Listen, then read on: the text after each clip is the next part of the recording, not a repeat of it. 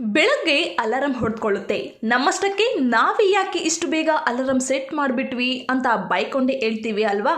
ಹೌದು. ಇನ್ನು car drive ಮಾಡಿಕೊಂಡು ಹೋಗ್ತಾ ಇರ್ತೀರಿ, ಹಾಗೆ ದನಕ್ಕೆ ಗುದ್ದುತ್ತೀರಿ ಕೂಡ. ಯಾರ ಮುಖ ನೋಡ್ಕೊಂಡು ಬನ್ನೋ ಅಂತ ನಮಗೆ ನಾವೇ ಹೇಳ್ಕೊತೀವಿ. ಇನ್ನೂ ಕೆಲವೊಮ್ಮೆ ನಮಗೆ ಅರಿವಾಗದಂತೆ ಜೋರಾಗಿ ಮಾತಾಡ್ತಿರ್ತೀವಿ. ತನ್ನಷ್ಟಕ್ಕೆ ತಾನೇ ಮಾತನಾಡುವಂತಹ ಇಂಥ ಪ್ರವೃತ್ತಿ ಮನೋವೈದ್ಯಕೀಯ ವಿಜ್ಞಾನದ ಪ್ರಕಾರ ಒಂದು ಸಹಜ ಪ್ರಕ್ರಿಯೆಯಂತೆ ನೋಡಿ. ಹೌದು, ಮನುಷ್ಯರಾದವರೆಲ್ಲರೂ ಕೂಡ ದೈನಂದಿನ ಜೀವನದಲ್ಲಿ ಹೀಗೆ ತಮ್ಮೊಂದಿಗೆ ತಾವೇ ಮಾತನಾಡುವುದು ತುಂಬ ಸಾಮಾನ್ಯ. ಇದು ಮಾನಸಿಕ ಅಸ್ವಸ್ಥತೆಯಲ್ಲಿ ಕಾಣುವಂತಹ ಭ್ರಮೆಗೆ ಪ್ರತಿಕ್ರಿಯಿಸುವಂತಹ ಲಕ್ಷಣಕ್ಕಿಂತ ಬಹು ಭಿನ್ನವಂತೆ ನೋಡಿ. ಇನ್ನು ವಾಸ್ತವದೊಂದಿಗೆ ಸಂಪರ್ಕ ಕಳೆದುಕೊಂಡು ಸುತ್ತಮುತ್ತಲ ಪರಿವೇ ಇಲ್ಲದೆ ವ್ಯಕ್ತಿ ಮಾತನಾಡುವುದು ಅಸ್ವಸ್ಥತೆಯ ಲಕ್ಷಣವಾಗಿದೆ. ಆದರೆ ನಮ್ಮ ಮನಸ್ಸಿನೊಂದಿಗೆ ನಾವೇ ಮಾತನಾಡಿ ಸುತ್ತಮುತ್ತಲ ಅರಿವನ್ನು ಕೂಡ ಕಾಯ್ದುಕೊಂಡಿರುವಂತಹ ದೈನಂದಿನ ಪ್ರವೃತ್ತಿ ಮಾನವ ಮನಸ್ಸಿನ ಒಂದು ಸಹಜ ಗುಣ ನೋಡಿ. ಹಾಗಾದರೆ ನಾವ್ಯಾಕೆ ಹೀಗೆ ನಮ್ಮಷ್ಟಕ್ಕೆ ನಾವೇ ಮಾತಾಡ್ಕೊಳ್ತೀವಿ? ಹೀಗೆ ಮಾತಾಡ್ಕೊಳ್ಳೋದ್ರಿಂದ ಮನಸ್ಸಿಗೆ ಆಗುವಂತಹ ಪ್ರಯೋಜನ ಏನು ಅಂತ ನೋಡೋದಾದರೆ, ನಮ್ಮಷ್ಟಕ್ಕೆ ನಾವು ಮಾತನಾಡೋದು ಅಥವಾ ಸೆಲ್ಫ್ ಟಾಕನ್ನು ತಲೆಯೊಳಗಿನ ಮಾತು ಒಳಧ್ವನಿ ಅಂತ ಕರೆದುಕೊಳ್ಬಹುದು. ಇನ್ನು ಮನಸ್ಸಿನೊಳಗೆ ನಡೆಯುವಂತಹ ಲೆಕ್ಕಾಚಾರ, ಯೋಚನೆ, ಭಾವನೆಗಳಿಗಿಂತ ಇದು ಪ್ರತ್ಯೇಕವಾಗಿ ನಿಲ್ಲುತ್ತೆ. ಈ ಯೋಚನೆ, ಭಾವನೆಗಳನ್ನು ಸ್ಪಷ್ಟ ಮಾತಿನ ರೂಪದಲ್ಲಿ ಅಂದರೆ ಒಂದು ದೈಹಿಕ ಕ್ರಿಯೆಯಾಗಿ ವ್ಯಕ್ತಪಡಿಸಿದಾಗ ಅದು ನಮ್ಮಷ್ಟಕ್ಕೆ ನಾವೇ ಆಡುವ ಮಾತಾಗಿರುತ್ತೆ. ಈ ಮಾತು ಜೋರಾಗಿ ಇನ್ನೊಬ್ಬರಿಗೆ ಕೇಳುವಂತೆ ಹೊರ ಬೀಳಲೇಬೇಕಂತಲೂ ಇಲ್ಲ. ಆದರೆ ಮನಸ್ಸಿನಂದಿಲೇ ಒಂದು ಸ್ಪಷ್ಟ ಮಾತಿನ ರೂಪ ತೆರೆದಿರುತ್ತೆ. ಇತರರು ಏನನ್ಕೋತಾರೋ ಅನ್ನುವಂಥದ್ದು ಕೂಡ ಗಮನಿಸಲು ಹೋಗೋದಿಲ್ಲ ಅನ್ನುವಂತಹ ಕಾರಣಕ್ಕೆ ಮಕ್ಕಳಲ್ಲಿ ಇದು ಹೆಚ್ಚಾಗಿರುತ್ತೆ ನೋಡಿ. ಇನ್ನು ಸುಮಾರು 100 ವರ್ಷಗಳ ಹಿಂದೆ ರಷ್ಯಾದ ಮನೋವಿಜ್ಞಾನಿ ಲೆವ್ ಮೈಗೋಸ್ಕಿ ಮಕ್ಕಳಲ್ಲಿ ಆಟವಾಡುವಾಗ ಕಂಡುಬರುವಂತಹ ಈ ರೀತಿಯ ತನ್ನಷ್ಟಕ್ಕೆ ತಾನೇ ಮಾತನಾಡುವಂತಹ ಕ್ರಿಯೆ ಬೆಳವಣಿಗೆಯ ಬಹುಮುಖ್ಯ ಮೈಲುಗಲ್ಲು ಎಂದು ಪ್ರತಿಪಾದಿಸಿದ್ದಾರೆ. ಇತರರೊಂದಿಗೆ ತಾನು ನಡೆಸಿದಂತಹ ಸಂಭಾಷಣೆಗಳನ್ನು ಮಕ್ಕಳು ಮತ್ತೆ ಮತ್ತೆ ಪುನರ್ಮನನ ಮಾಡುವುದರ ಸಂಕೇತ ಇಂಥ ಮಾತು. ಇದು ತನ್ನ ನಡವಳಿಕೆ, ಭಾವನೆಗಳನ್ನು ಮಗು ಪರಿಷ್ಕರಿಸಿಕೊಳ್ಳುವ ಪ್ರಮುಖ ಹಂತ ಎಂದು ಮೈಗೋಡ್ಸ್ಕಿ ಹೇಳಿದರು. ಇನ್ನು ಕ್ರಮೇಣ ದೊಡ್ಡವರಾದಂತೆ ಈ ಮಾತು ಒಳಮಾತಾಗಿ ಬದಲಾಗಿ ಒಂದು ಖಾಸಗಿಯಾದ ಒಳ ಸಂಭಾಷಣೆಯಾಗಿ ಬದಲಾಗುತ್ತದೆ ಎಂದು ಆತ ತನ್ನ ಸಿದ್ಧಾಂತವನ್ನ ರೂಪಿಸಿದ. ಇನ್ನು ಮನೋವೈಜ್ಞಾನಿಕ ಸಂಶೋಧನೆಗಳ ಪ್ರಕಾರ ಅಂತರಂಗದಲ್ಲಿ ನಡೆಯುವಂತಹ ಈ ಸ್ವ ಸಂಭಾಷಣೆ ಯೋಜನೆಗಳನ್ನು ಮಾಡೋದಕ್ಕೆ, ಕಷ್ಟದ ಸನ್ನಿವೇಶಗಳನ್ನು ಎದುರಿಸುವುದಕ್ಕೆ ಪೂರ್ತಿ ದಿನ ಕೆಲಸ ಮಾಡುವ ಪ್ರೇರಣೆಗೆ ಬಲು ಅಗತ್ಯ.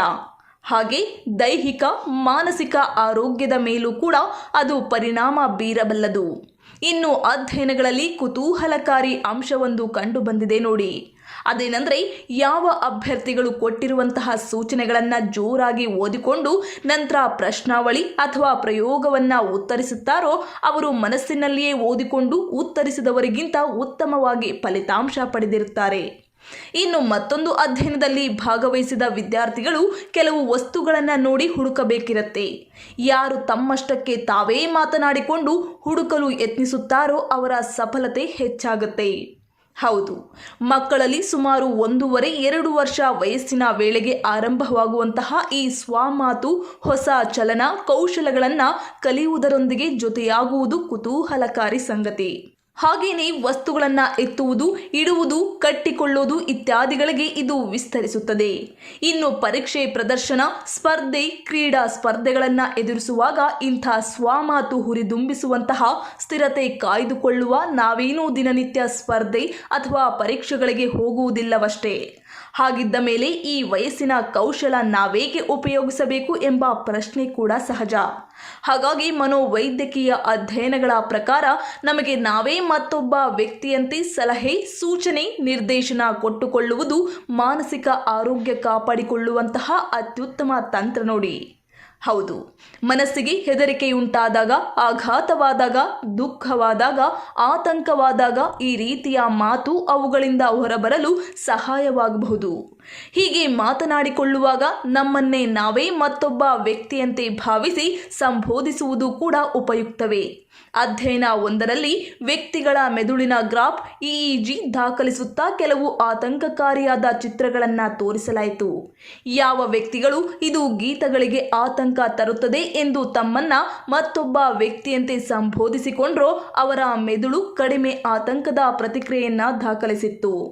ಇನ್ನು ಎಫ್ಎಂಆರ್ಐ ಅಧ್ಯಯನಗಳಲ್ಲೂ ಕೂಡ ಅಷ್ಟೇ. ನೋವನ್ನ ಸೂಕ್ಷ್ಮವಾಗಿ ಗ್ರಹಿಸುವ ಮೆದುಳಿನ ಕೇಂದ್ರಗಳು ಹೀಗೆ ಮತ್ತೊಬ್ಬ ವ್ಯಕ್ತಿಯಂತೆ ಸಂಬೋಧಿಸಿ ಮಾತನಾಡಿಕೊಂಡು ಪ್ರತಿಕ್ರಿಯಿಸಿದ ವ್ಯಕ್ತಿಗಳಲ್ಲಿ ನೋವಿನ ಗ್ರಹಿಕೆ ಕೂಡ ಕಡಿಮೆಯಾಗಿದ್ದು ಕಂಡು ಬಂದಿದೆ ನೋಡಿ. ಇನ್ನು ಈ ಸಂಶೋಧನೆಗಳು ಏನನ್ನ ಹೇಳ್ತಿವೆ ಅಂತ ನೋಡೋದಾದ್ರೆ, ನಮ್ಮಷ್ಟಕ್ಕೆ ನಾವೇ ಮಾತನಾಡುವುದು, ಸಮಸ್ಯೆ ನೋವುಗಳನ್ನು ನಾವಾಗಿ ಅನುಭವಿಸದೆ ದೂರ ನಿಂತು ನೋಡುವ ಕಿಂಚಿತ್ ಅಂತರವನ್ನು ಸಾಧ್ಯವಾಗುತ್ತದೆ. ನಮ್ಮನ್ನೇ ಮತ್ತೊಬ್ಬ ವ್ಯಕ್ತಿಯಂತೆ ಸಂಬೋಧಿಸಿ ಮಾತನಾಡಿಕೊಳ್ಳುವಾಗ ನಕಾರಾತ್ಮಕವಾಗಿ ಮಾತನಾಡುವುದು, ನಡೆದ ನೋವು ತರುವಂತಹ ಘಟನೆಗಳನ್ನು ಮತ್ತೆ ಮತ್ತೆ ಮೆಲುಕು ಹಾಕುತ್ತಾ ಮಾತನಾಡಿಕೊಳ್ಳುವುದು, ಇವುಗಳನ್ನು ತಡೆಹಿಡಿಯುವುದು ಕೂಡ ಅತ್ಯಗತ್ಯ. ಈ ರೀತಿಯ ನಕಾರಾತ್ಮಕ ಮಾತು ಆತಂಕವನ್ನು ಹೆಚ್ಚಿಸುತ್ತದೆ. ಹೌದು, ನಿಮ್ಮಷ್ಟಕ್ಕೆ ನೀವೇ ಮಾತನಾಡುವುದು ಖಂಡಿತ ಕಾಯಿಲೆಯಲ್ಲ. ಆದರೆ ಅದು ನಿಮ್ಮ ಬಗ್ಗೆ ನೀವು ಪ್ರೀತಿ ಕರುಣೆಯಿಂದ ಹುರಿದುಂಬಿಸಿ ಮಾತನಾಡುವಂತಹ ಧ್ವನಿಯಾಗಿರಬೇಕು ಅಷ್ಟೇ.